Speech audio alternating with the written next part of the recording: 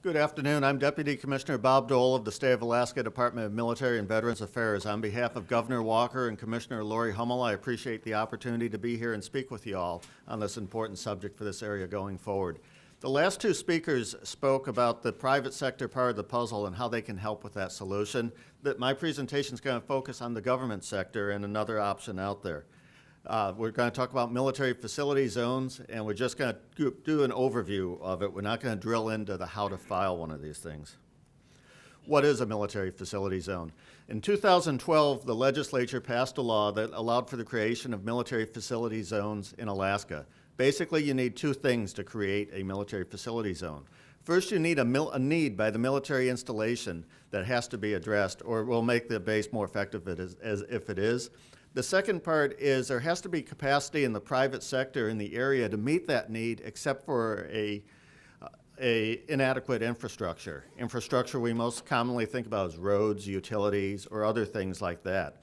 If you have those two things that come together, that need that's unmet and a local ability to meet it, but for this one gap, a military facility zone can help you bridge that gap for a win-win situation.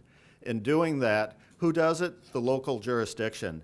A private sector entity cannot propose the designation of a military facility zone, and the state's not going to do one. But rather, the local jurisdiction with zoning authority, either a borough or city, will be the one that can propose a military facility zone. And how they do that is they apply online to the State of Alaska Department of Military and Veterans Affairs. Why would you do that? It can help get you to bridge that gap we were talking about. It opens new avenues for financing. It doesn't guarantee financing, but opens new avenues to seek financing or to seek tax exemptions or federal means of assistance or grants or other means to help facilitate crossing that gap. How to do it? It's an online application to the Department of Military and Veterans Affairs. And what was really exciting this year and kind of a change in the environment, I mentioned 2012 is when military facility zones were first a possible creation in Alaska. Does anybody know how many were created since 2012 or how many were applied for besides Jim Dodson? Exactly. We call it rolling donuts. Every year we got a big zero of applications.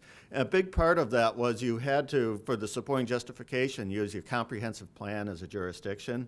Your comprehensive plan encompasses your entire area, which in the case of this borough, it's bigger than what counts for states on the East Coast. And to do all of that for an area of hundreds or maybe a few thousand acres, and the time it takes to do that just wasn't cost effective.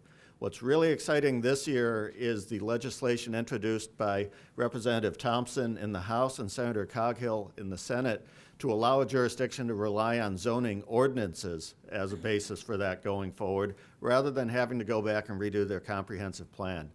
That, we believe, is going to be the turnkey to allow jurisdictions to actually take advantage of the state and federal options that are available of a military facility zone designation. The legislation has been very well received in both the House and Senate, and we're optimistic that it's going to go forward shortly for passage. And I see Chad from Senator Coghill's office back in the audience there, if you, who's probably available also, I'm sure, after this for any questions you may have on that part. Wrong button.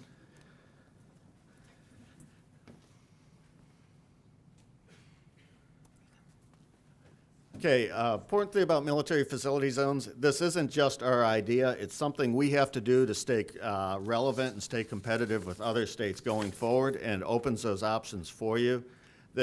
No state calls it the same thing. It may be called part of the Keystone Opportunity Zone program in Pennsylvania. It may be part of the military incentive zone in Georgia. It may be part of the military zone in New Mexico.